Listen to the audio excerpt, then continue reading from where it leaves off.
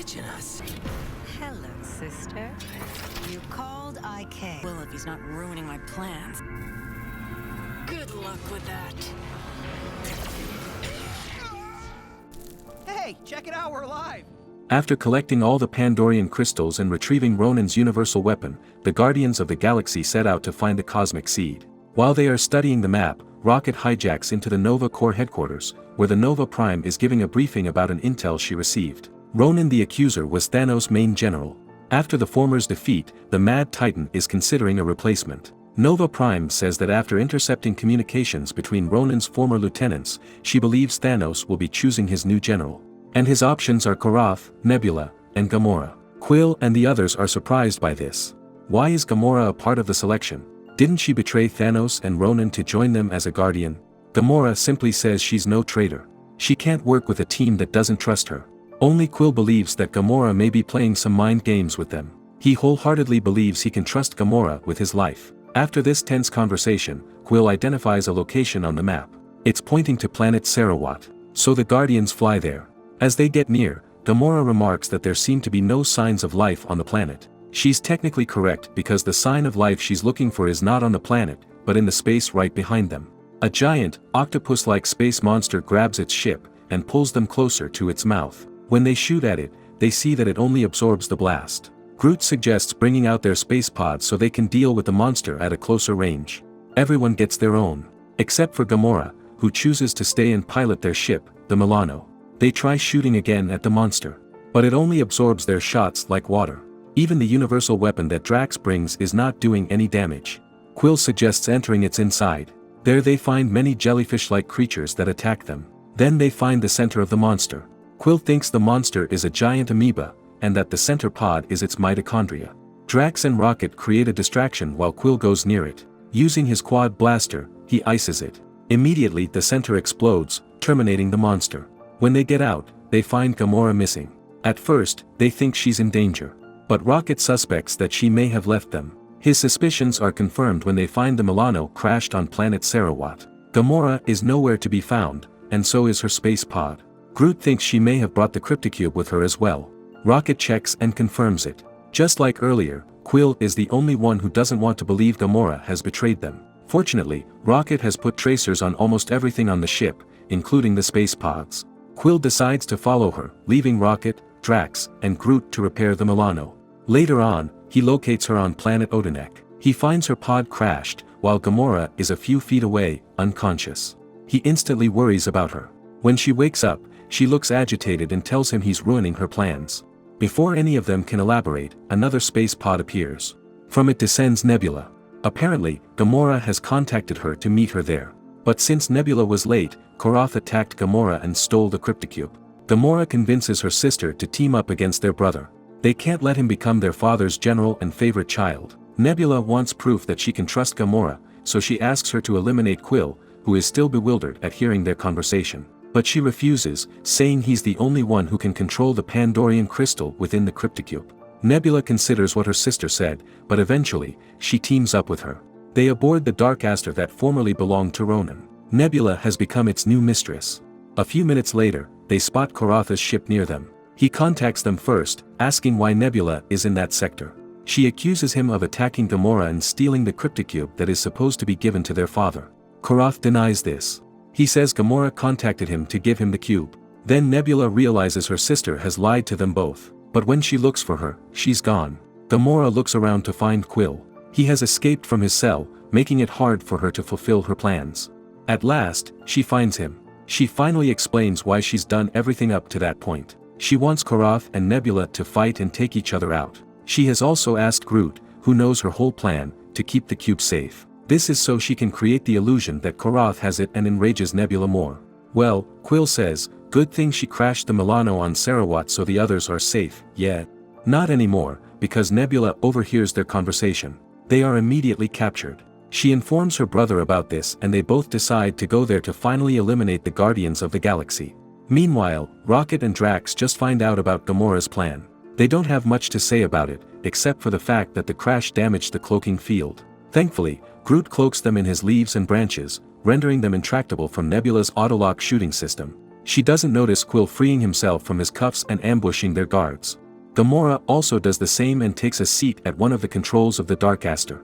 She aims at Korath and fires. Quill taunts him, saying that Nebula has been secretly working with them the whole time. In retaliation, Korath fires back. While the two mighty ships are fighting each other in space, Rocket is having problems with their own. They have no boosters to jumpstart their ship. Drax uses the universal weapon and hammers it onto the engine. This shoots them out of the planet and right into the middle of firing between Nebula and Korath. They stop right in front of the Darkaster. Nebula focuses on the little ship, but Drax is ready for her. He throws the hammer right into the ship, making its interior explode. On the other side, Gamora faces Korath. Clearly, she is the better warrior between the two. Quill helps her by blasting Korath out of the way. With the two enemies defeated, Quill and Gamora return to the Milano and escape the battlefield. Although they are both deceived by their sister, Nebula and Korath gained valuable objects from this fight. Nebula has the universal weapon, while Korath has Gamora's bracelet, which contains a copy of the map to find the cosmic seed. These are two of the things that Thanos has always wanted. Gamora admits this, too, to the team. That's why they need to act first before Thanos gets to it. They arrive at the planet where the map leads them. But the only thing worth noting in there is an abandoned mine. They explore the inside, but they get trapped. Quill is sure they will find something there because the cryptocube is glowing. But he forgets that the cube accelerates whatever form of life that's nearby. Suddenly, they hear voices that echo their own. Then shadows start to move and attack them. Gamora calls them symbiotes. They are slime-like creatures that can take over another creature once touched. The mind, the thoughts, the body, the symbiote will take control. Nothing harms them except fire and vibration. As an example, Drax becomes enveloped in a symbiote. He becomes more feral and dangerous than before. Quill and Rocket use their thermal blast to fire heat onto the symbiote Drax. Fortunately, this works. But the creatures are multiplying. They are even adapting against the wall of fire that they built. Quill looks for an escape and finds one. He leads his friends towards it. They ride an abandoned mining cart and speed out onto the trail. The creatures follow them. But Quill still finds entertainment in their situation. He realizes there's a speaker installed in the cart. What else can he do but insert his mixtape and play Shake Your Groove Thing by Peaches and Herb? They all hit the symbiotes at the beat of the song. At one point, Groot's arm gets covered by the monster. Drax apologizes first before cutting Groot's arm. It may be harsh, but it's better than getting taken over. But their troubles are far from over. Ahead of them is a great wall of symbiotes. Quill knows their fires won't be a match for them. So Rocket improvises. He amps up the speaker, making the vibration stronger. It's very effective against the symbiote wall, but it also affects Groot in a bad way. Thankfully, they are nearing the end of the tunnel. They all bust out into the deserted land. Just then, Yondu and his crew appear. His men catch Gamora and the others while he negotiates with Quill. The Ravager wants what Quill has. So Quill gives it. As if on cue, a bundle of symbiotes jumps out of the cave and surrounds them. Instantly everyone is on guard. They off these monsters to avoid getting infected. Rocket remembers he has more thermal blasters stored inside his pocket dimension storage vial. But when brings them out, only Quill's things appear. Apparently, Groot is using it as a vacuum cleaner during his cleaning duty. But then he gets the idea that perhaps he can store these symbiotes inside. So he uses it to suck in all of the monsters inside, including the one who had Groot's arm. Eventually, they leave Yondu and his men with their destroyed ship. Rocket leaves them with a bent wrench for repairs. They leave the planet, but they don't know that one symbiote has remained at large and is hitching a ride with them. They go on with their normal tasks on the ship. Quill and Gamora take care of navigating and piloting. Drax cooks, Rocket fixes some engines, and Groot cleans. Well, he's always on cleaning duty. And most of the time, Rocket says some not-so-kind words to him. Groot is the first one to notice something strange. But it's too late. The symbiote has overtaken him. The symbiote Groot now goes after Drax and Gamora. First, they hear echoes of the words they've said earlier. Before they can find out what's going on, they get covered in a cocoon. Quill is still not aware of what has happened, not until he hears the voices, too. That's when he finds his two friends unconscious inside the cocoons. Meanwhile, Rocket is busy checking their ship. He finds that some wires were ripped, which changed their course. When he looks back, he sees symbiote Groot looking down at him. He echoes the hurtful words Groot has received earlier. That's when Rocket realizes he's been harsh to his friend. Thankfully, Quill comes and rescues him. When they are alone, they discuss what has happened. The symbiote has taken over Groot and used him to hijack the ship. It knows about the cosmic seed and plans to use it to evolve its kind. The two plan on how they can eliminate the symbiote. Fire is not an option, so they go with vibration. But Quill remembers that it's also bad for Groot. Rocket says they need to risk it. So the raccoon creates and uses a blaster that emits strong vibrations. The symbiote evaporates away from Groot. It looks like everything is okay, but then Groot turns to ashes. Rocket and Quill panic. They can't let their friend perish that way. Rocket remembers Groot can grow back as long as any part of him is preserved. They also remember Groot's severed arm that got sucked into the vial. Rocket volunteers to get it because he believes it will make things right. Quill understands, so he agrees and promises to let him out after 10 minutes. A few moments later, Rocket enters. The inside of the vial is gray and full of junk. Soon, Rocket sees the symbiote that has Groot's arm. He evades junks and fights off the other symbiotes that are there. Then, he uses a sharp knife to disarm the monster. He finally retrieves Groot's arm. Now he's only waiting for Quill to release him. Unfortunately, Quill gets abducted by Yondu and brought to the latter's ship. The Ravager sees the vial. Not knowing what it contains, he releases everything inside. Rocket goes out with the arm, followed by a horde of symbiotes. Instantly, the whole ship becomes invaded by these monsters. Right on time, Drax and Gamora, who have escaped from their cocoons, save their friends. Once they have flown far enough from the Ravager's ship, they see a small pod escaping as well. Probably Yondu and a few of his men. Rocket detonates the wrench he gave earlier, exploding the ship. Later, Rocket apologizes to Groot, who's been revived. As an apology, he takes on the cleaning duty. The Guardians of the Galaxy scour the planets pointed on the map. Looking for the cosmic seed is no mean feat. Aside from powerful entities looking for it, the object itself evades them perfectly. It only leaves traces of its energy, just enough to excite and frustrate its hunters. That's how the Guardians feel when they see the dried-up river below the valley. It's full of rocks and a few specks of crystals. Quill confirms they have traces of cosmic seed energy, so it means they're on the right track. Groot remarks that the place looks familiar. Just as they are deciding where to go next, a large ship flies above them. From a speaker, a voice calls Rocket and Groot Subject 89 and Subject 27 respectively. Then, robots jump from the ship and surround them. Without warning, these robots start firing at them. Rocket confirms Groot's remark earlier. He tells Quill that he and Groot used to undergo horrible experiments in a laboratory. They were able to escape and live the lives of criminals before changing and becoming guardians. The robots attacking them now are the robo-scientists that experimented on them. As revenge, Rocket sends a bomb on a group of reinforcements.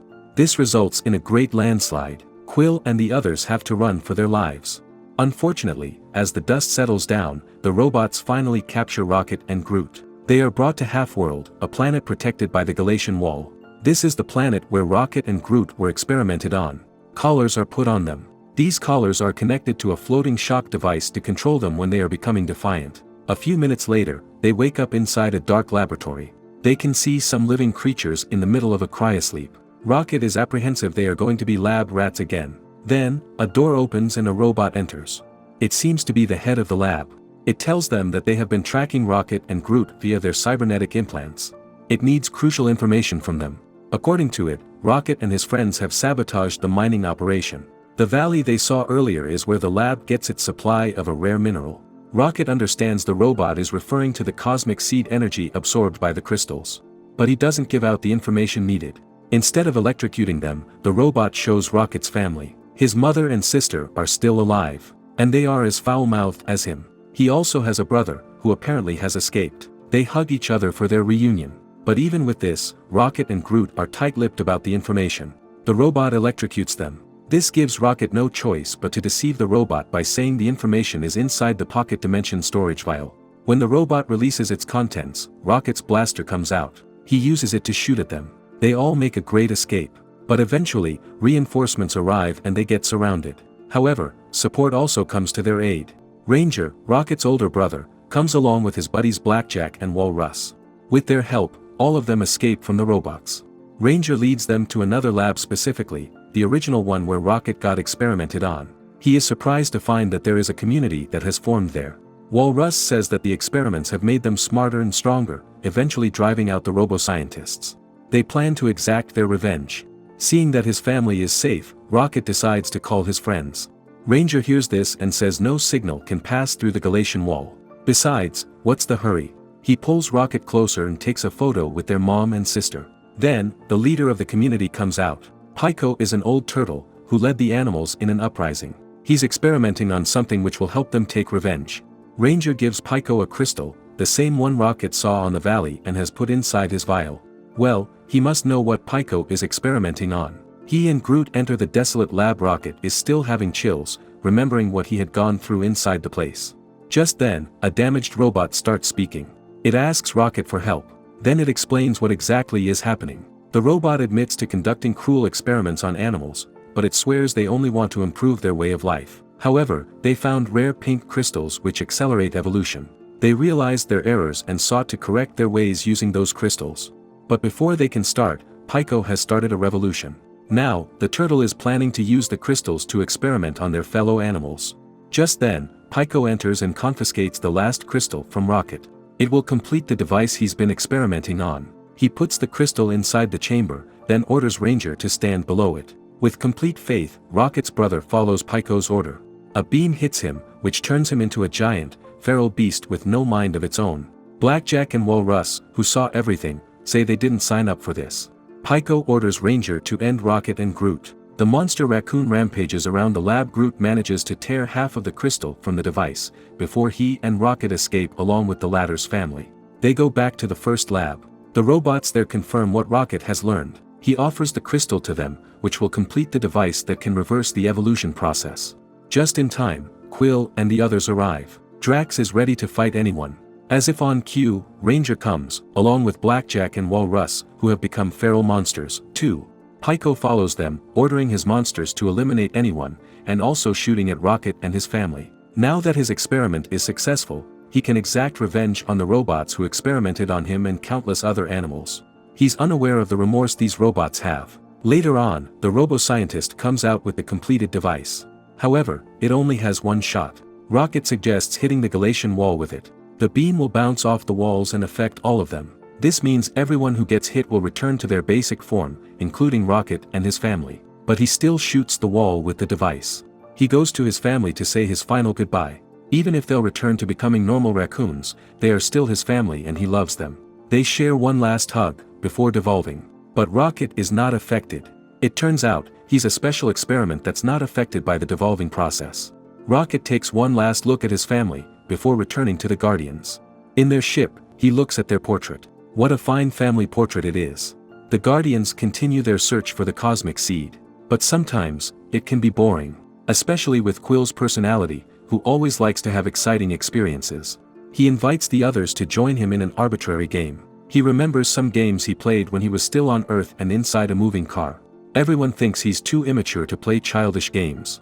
Just then, Nebula comes out of nowhere and starts bashing their ship. She almost destroys their roof when Quill thinks of an idea. He starts spinning their ship horizontally, trapping Nebula into one of the wings. Then he abruptly stops the motion, flinging her very far away from them. Then they proceed to the point on the map where a trace of the cosmic seed is detected. It's a moon called Mandala. Quill thinks it's deceased, but Rocket says otherwise. It has an atmosphere, water, and enough vegetation to support life. When they land, Quill sees that Rocket is right. But something happens to them. Groot becomes clumsy, while Rocket seems to act more like his species. Drax thinks he's a champion fighter, and Gamora declares she only serves Ronan and her father Thanos. Chaos ensues as Quill avoids Rocket from chewing his boots. Drax and Gamora fight each other. When Rocket gets thrown in the air by a geyser, he goes back to his normal self, before becoming rabid again. Quill realizes something on the ground must be affecting them. So he shoots ice from his blaster, making a thin layer between their feet and the surface. It works.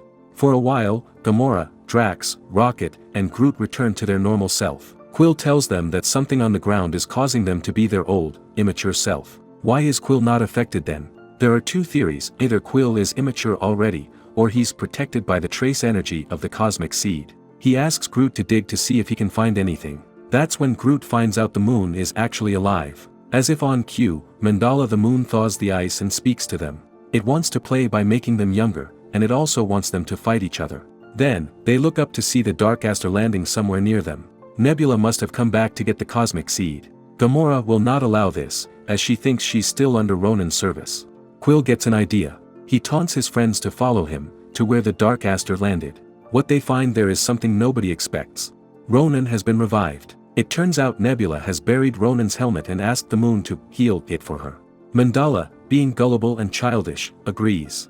And now it's too late. Nebula gives Ronan his universal weapon back. Gamora joins the revived villain and his sister and swears to destroy Quill and others. Drax fights the two sisters. But he gets thrown into a cliff, along with Groot and Rocket. Quill manages to cling to the edge. Gamora looks down at him. Then she falls on him after Nebula pushes her.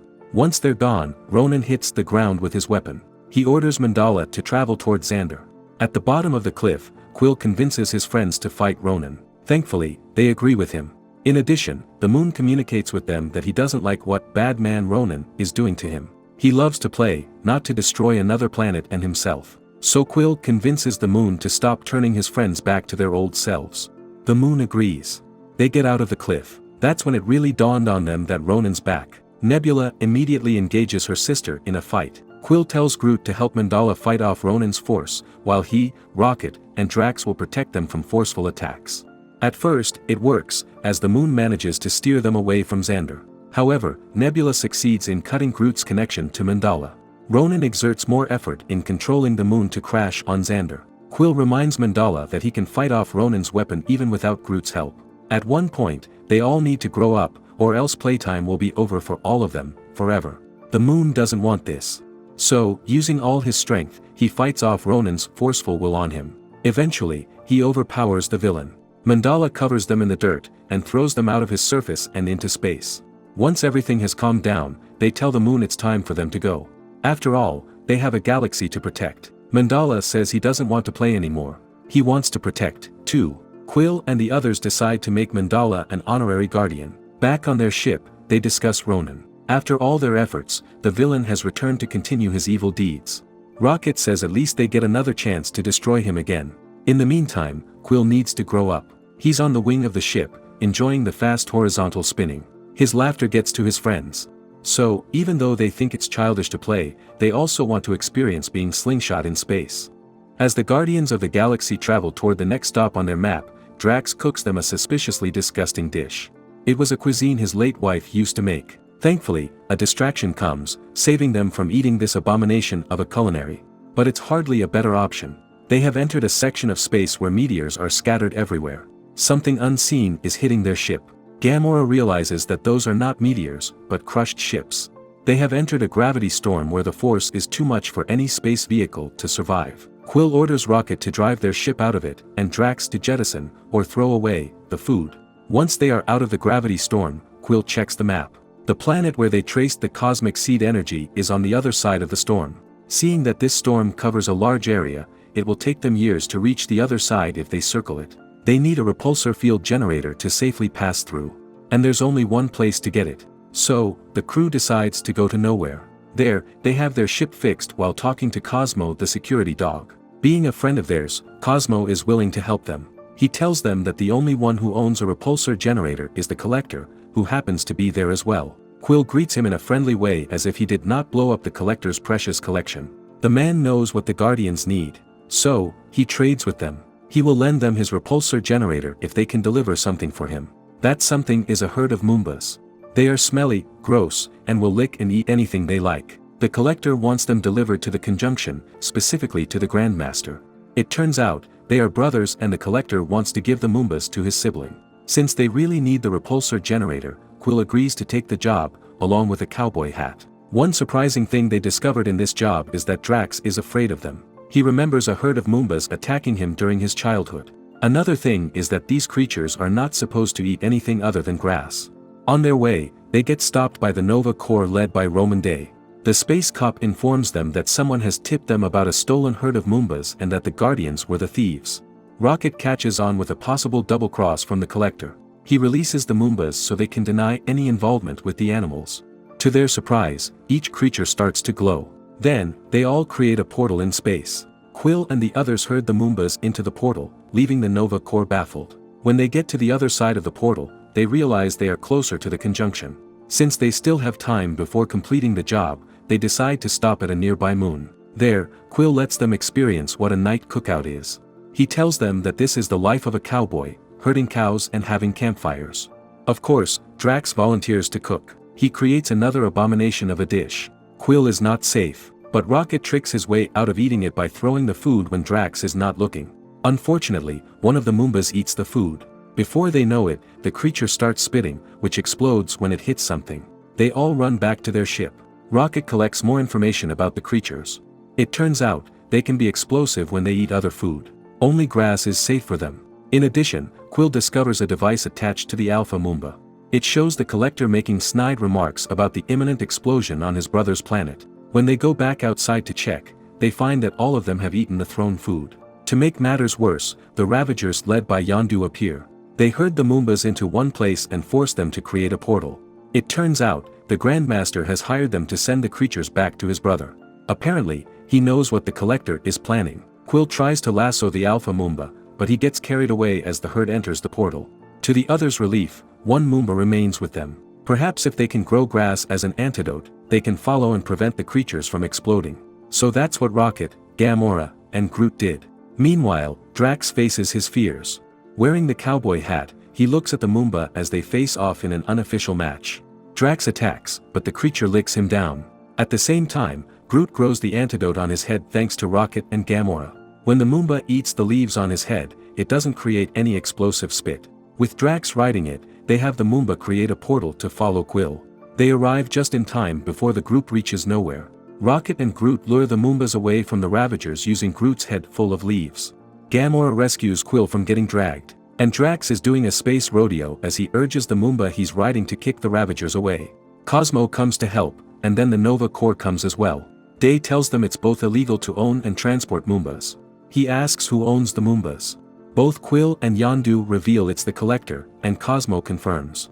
When called about this issue, the Collector denies any involvement, saying he doesn't want to send explosives anywhere. Just then, the Moombas spit, and these gross liquids float toward the Nova Corps ships, making small explosions. The Ravagers escape. Quill promises Day that he'll find a safe place for these creatures. Trusting Quill's words, Day agrees and follows after the Ravagers. In truth, Quill wants to use the Moombas to create a portal so they can pass through the gravity storm. With Drax in the lead, they safely went to the other side of the storm. Although they don't find the cosmic seed on the planet as indicated on the map, they found a safe home for the Moombas. Only grass grows there, and they are isolated from any possible harm. However, they are not safe from the harm that is Drax's cooking. Their quest continues across the galaxy. Out of boredom, Quill teaches his friends how to play baseball. But since they are not from Earth, they don't get how life-changing it is.